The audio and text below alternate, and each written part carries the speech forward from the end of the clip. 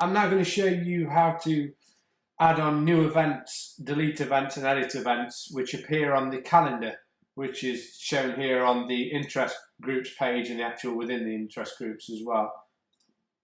You'll see that the calendar itself has these like predefined interest groups which I was showing you how to add earlier in the interest group tutorial. To get into the actual adding a calendar event section, you log into the WordPress admin area. On the left hand side you've got calendar down the bottom here. You'll see when you mouse over that you've got this sub menu.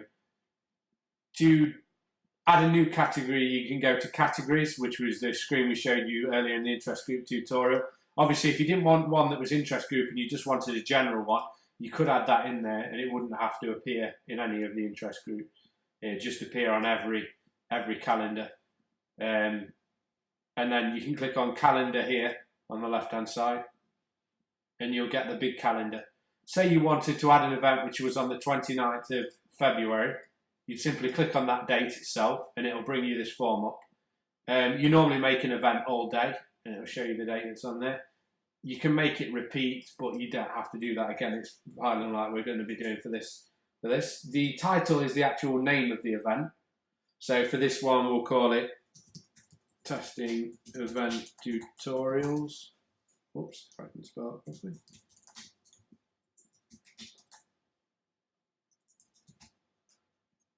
Then you can select the category which this event is to go within, so whichever interest group it is really. So we'll select it for the test interest group we added in the tutorial.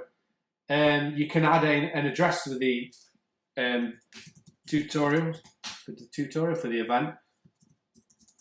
So for this example we'll put the full fat design address in there. That's where the actual event would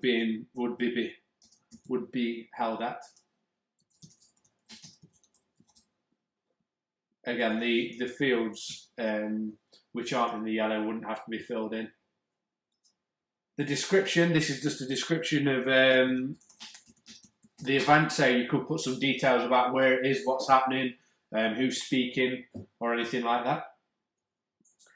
The contact person is if the contact needs to, if the user of the site needs to contact anyone regarding this event, then you put their details on there, either their phone number or email address in the second form. We'll put the full fat design office phone number in that. You could also put a website link in there.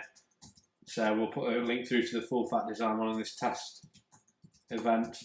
So once you've filled all that out with all the details that you think are relevant for this, you can click on the add button and you'll see that event's now been added on there. So if we go into the interest groups and refresh the page, we should have an event which is appearing on the 29th. You click into it, you'll see all the details which I added in there. There's a link to the map and an event link to the website I put in, which is a full fat design one, are all included.